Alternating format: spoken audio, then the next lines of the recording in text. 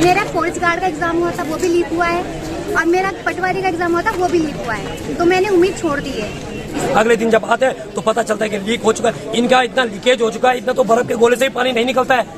2300 बंदे लिए गए हैं, 2300 बंदे, जो आज तक जेई में भी इन्होंने 3220 बंदे लिए हैं। और कभी कहते हो बेटी है, बेटी है, बेटी हमारी बहन है। अरे शर्म करो आप, आपकी बेटियां आंदोलन में उतरी हैं, अपने लड़कों का आप जन्म संस्कार कराते हैं, सोने की पालकी पे बैठा के उसको यूं झुलाते हैं। और हमारे बच्चे ये देखो बिस्तर देखना, आओ हमारे रूम पे कभी देखे। वो लोग बेचारे खून पसीने की कमाई कमा रहे हैं अपना, ठीक है। फिर उसके बाद देहरादून जैसे शहर में पढ़ा रहे हैं अपने बच्चों को, उसके बाद उनका सिलेक्शन नहीं होता। अपनी मर्जी से कौन खड़ा होता है? हमारी बेरोजगारी, हमारी आर्थिक मंदी हमें यहाँ तक ले आई है। हमारी आर्थिक मंदी हमें यहाँ तक, जिनके माँ बापों के आंखों में इतने सारे सपने थे कि हमारा युवा बाहर पढ़ने गया है, 2 पैसा हम उस पर खर्च कर रहे हैं, वो यहाँ आके हमारा परिवार चलाएगा, ये उम्मीद लेके हम देहरादून आए थे। इतने छोटे से कोठरी में रह रहे हैं, उस पूरी कोठरी में पोस्टर लगे हैं, उत्तराखंड से लेके भारत देश के इतिहास से लगे। लेकिन नहीं, इन लोगों को कुछ गलत काम करने थे। हमारी मांग एक थी, जायज मांग है, जो अगर वो जायज मांग नहीं है, सीबीआई जांच की इंक्वायरी बैठा। सीबीआई जांच की इंक्वायरी क्यों नहीं बैठा रही सरकार? इससे तड़ित क्यों हो रही है, अलग क्यों जा रही है? हमने युवाओं ने सिर्फ पहले एक ही मांगी कि सीबीआई जांच बैठाए, इसमें जितने भ्रष्टाचारी हैं वो लिप्त हैं वो सारे आ जाएंगे। लेकिन नहीं, सरकार हमारी बात सुनने को तैयार नहीं है। ये हमारे बड़े भाई बॉबी पवार पे 307 की धारा लगाती है। इन्होंने कोई मर्डर किया है क्या? कोई मर्डर किया है तो ये बताएं, 307 धारा कैसे लगाई जाती है? क्या अधिकारी भूल चुके हैं? क्या इनके पढ़े लिखे नेता भूल चुके हैं? नेताओं की तो मैं बात नहीं करता, वो तो अनपढ़ है, लेकिन मैं अधिकारियों की बात करता हूँ। क्या ये 307 धाराएं जो बॉबी पवार को लिखाया गया है, अभी तक उनको आ जाना चाहिए, लेकिन नहीं, ये छोड़ने को, ये हमको सिर्फ एकता से बरगलाने की कोशिश की जा रही है। पुलिस का आगामी रिजल्ट आ जाना, एंटी तहसीलदार की परीक्षा डेट आ जाना, ये सिर्फ बरगलाने, पटवारी का पेपर आ जाना, ये सिर्फ बरगलाने की कोशिश है। हमारी एकता को खंडित करने की कोशिश की जा रही है कि ये कहीं ना कहीं अलग हो जाए, तो ये बिल्कुल नहीं चलेगा। हम अपने हौसले, हमारे अंदर हौसले हैं, वो आग अभी भी भरी पड़ी है। हम बहुत सालों से तैयारी कर रहे हैं जनाब, आपको लगने लगे क्योंकि आप करोड़ों की डील करते हैं रात दिन, लेकिन हम एक पैसे जुटाते हैं। रात को जब खाना खाने से पहले ये सोचते हैं कि कौन सी सब्जी खाई जाए, कौन सी सस्ती है। इससे हमारे परिवार चल रहा है। हमारे माँ बाप की आंखों में बहुत सारे सपने हैं, जिन सपनों को उजागर करने के लिए हम यहाँ आए। मेरा आपसे अनुरोध, धामी जी, पुनः अनुरोध करता हूँ कि इस चीज में एक बार पारदर्शिता लाएं। आप सीबीआई जांच क्यों नहीं करा रहे हैं? जब युवाओं की मांग है, सीबीआई जांच तो क्यों नहीं करा रहे हैं? आप ये बताएं, आप इनसे भटक क्यों रहे हैं? बार बार आपका ये भटकना आपका तय करता है कि आप ना कहीं आप भी इसमें लिप्त हैं। बिल्कुल ये सही बात है कि 300 धारा आखिरकार क्यों लगी?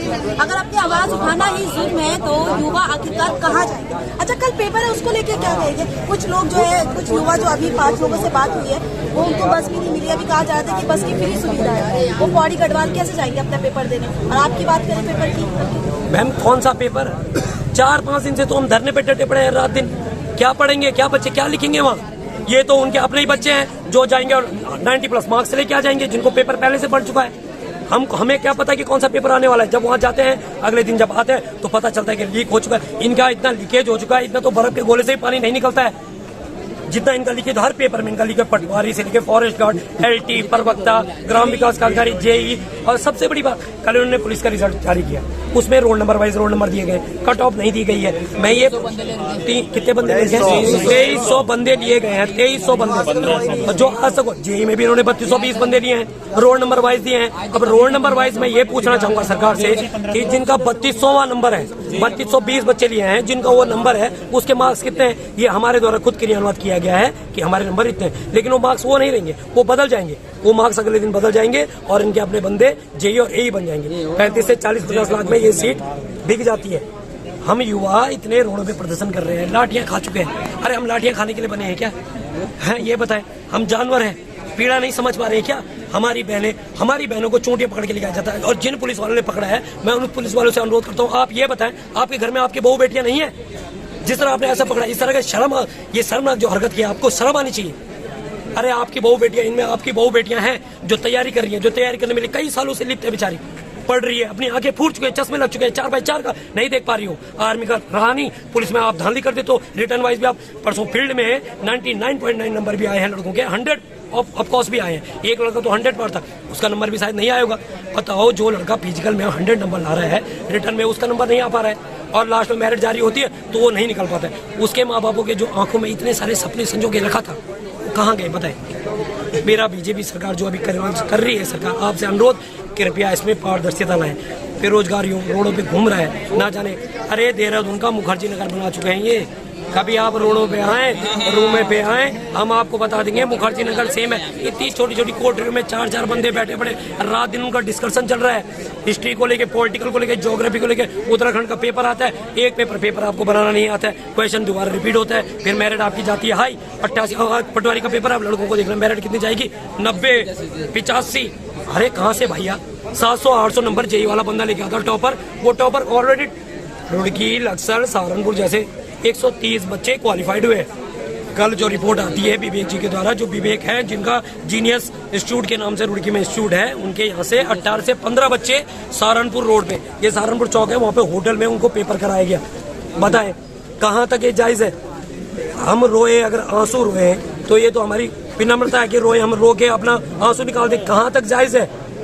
मेरी बहनें भी यहाँ खड़ी हैं, वो भी रो रही है, ना जाने कहाँ आ रही है। बताओ लड़कियों का आंदोलन में कहाँ तक अच्छा है? बताएं, वो आ रहे हैं। कभी कहते हो बेटी है, बेटी है, बेटी हमारी बहनें है। अरे शर्म करो आप, आपकी बेटियां आंदोलन में उतरी हैं, आपको शर्म आनी चाहिए।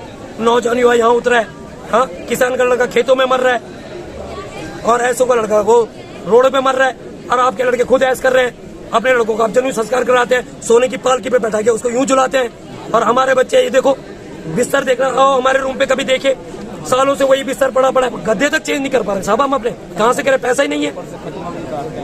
बिल्कुल, युवाओं का जो दर्द है लगातार वो यहाँ छलक रहा है, लेकिन आखिरकार सरकार क्यों नहीं पिघल रही है? क्या कहेंगे आप सीबीआई जांच को लेकर जो नहीं हो रही है? सीबीआई जांच तो होनी चाहिए। वैसे मैं एक बात बताऊँ, यहाँ पे जितने भी लोग आते हैं, ठीक है, ग्रामीण विकास, ग्रामीण क्षेत्र से जितने भी, उत्तराखंड का कोई भी ग्रामीण क्षेत्र बताओ, जॉन सार पावर बताओ, कोई भी ग्रामीण क्षेत्र बताओ, वहाँ से सब बच्चे आते हैं। रोजगार किसी के माँ बाप ऐसा अफोर्ड कर पाते हैं, हो जाता है, जिनके माँ बाप अफोर्ड नहीं कर पाते वो बेचारे गलियों में घूमते रहते हैं। यहाँ तक कि हमारे यहाँ पे इतने सारे माँ बाप है, हमारे सब जितनों के भी माँ बाप है, वो लोग बेचारे खून पसीने की कमाई कमा रहे हैं अपना, ठीक है। फिर उसके बाद देहरादून जैसे शहर में पढ़ा रहे हैं अपने बच्चों को, उसके बाद उनका सिलेक्शन नहीं होता। हम लोग ना दिन रात मेहनत करते हैं, दिन रात किताबें, आधे से ज्यादा बच्चे लाइब्रेरी में होते हैं, लाइब्रेरी की फीस तक भी नहीं दे पाते कोई बच्चे को, फिर भी वो लोग पढ़ते हैं, घर बैठ के पढ़ते हैं अपना।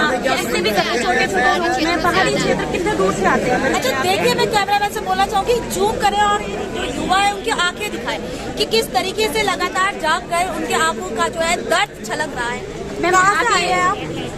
एक्चुअली मैं ट्यूनी से हूँ। ट्यूनी से है आप? सुन रहे हैं ना कितनी दूर से है? तो आप ये बताओ, अगर हम लोगों का सिलेक्शन नहीं होता है, ठीक है, हम लोग इतनी मेहनत करते हैं, फिर भी हम लोगों का सिलेक्शन नहीं होता है, तो हम क्या करेंगे? और अगर हम अपने खिलाफ आवाज उठा रहे हैं, आप अनुच्छेद 22 में देखो, वो लिखा हुआ है कि मतलब अपने खिलाफ आवाज उठाने का अधिकार है, और ये हमारा मौलिक अधिकार भी है। अगर हम इसमें हम अपनी आवाज उठा रहे हैं, हम शांतिपूर्ण कर रहे हैं, कुछ भी कर रहे हैं, हम शांतिपूर्ण कर रहे हैं, ठीक है। अगर तुम लोग बीच में तुम लोग कुछ भी कर रहे हो तो हम मजबूर नहीं हो जाएंगे? लेकिन आवाज उठाने के बाद भी लाठियां चल रही है, 307 धारा लग रही है। अब मैम आप ये बताओ, धारा 307 किस लिए लगती है मर्डर केस में? अगर हम किसी को मार रहे हैं तब धारा 307 लगा दे, वो भैया पे धारा 307 क्यों लगी है? मैं ये जानना चाहती हूँ, किस बात को लेके लगी है, क्या करा है उन्होंने? उनका दोष क्या था? वो आवाज उठा रहे थे, तुम लोग उस आवाज को दबाने की कोशिश कर रहे हो। हम लोग अपनी आवाज भी नहीं उठा सकते हैं अपने लिए, तुम लोग उस आवाज को दबाने की कोशिश कर रहे हो। अगर कोई भी कुछ भी बोल रहा है, तुम लोग हर बात को टालने की कोशिश कर रहे हो। तुम लोग कह रहे हैं कि हम लोग ये करेंगे वो करेंगे, हर 3 साल से ना पेपर लीक होते जा रहे हैं, तो क्या करेंगे हम? यही तो करेंगे हम लोग सड़कों पे बैठ रहे हैं, हम लोग कहीं पे, कुछ लोगों ने बेचारों ने खाना नहीं खाया होगा रात को, कुछ लोग ऐसे ही सो रखे हैं, सड़कों पे सो रहे हैं, तो क्या करेंगे हम लोग? और इससे ज्यादा हम लोग क्या ही कर सकते हैं। तब तुम लोग कह रहे हो कि हम पे पत्थरबाजी हो रही है। जब आपको मजबूर किया जाएगा किसी भी चीज के लिए, तो आप लोग क्या करोगे अपने से बचने के लिए? आप लोग पत्थरबाजी करोगे ना, तभी हम लोगों ने पत्थरबाजी करी। और आप देखो धारा 144 कहाँ तक लगाई गई? कालसी तक, ताकि कोई भी इंसान, कोई भी ग्रामीण माँ बाप हमारे नीचे ना आ सके। हमारे माँ बाप हमसे कितना दूर रहते हैं, हम लोग उनको उस चीज को समझ सकते हैं। उन लोगों की कितनी उम्मीदें हैं हमारे साथ कि हमारा बच्चा अब निकलेगा, हमारा बच्चा तब निकलेगा। उत्तराखंड में ज्यादातर लोग उत्तराखंड की ही प्रिपरेशन करते हैं, क्योंकि वो ज्यादा पैसा अफोर्ड नहीं कर पाते हैं, इसीलिए।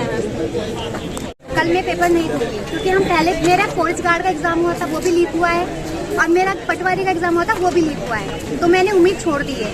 इससे अच्छा तो है हम किसी प्राइवेट सेक्टर में चले जाएं। अब प्राइवेट सेक्टर को भी वो इतना इम्पोर्टेंट नहीं दे रहे हैं। गवर्नमेंट में इतनी वैकेंसी नहीं करती है। आपने पुलिस का देखा होगा कैसे रोल नंबर निकाले हैं, किस बेस पे उन्होंने किया है। ये सरासर नाइंसाफी है, बल्कि ये अपना टाइम वेस्ट थोड़ी ना करने आए हैं। ये अपना टाइम वेस्ट करने आते हैं। कल इनका एग्जाम है, कल ये आराम से एग्जाम देते हैं अगर ये सब ना होता।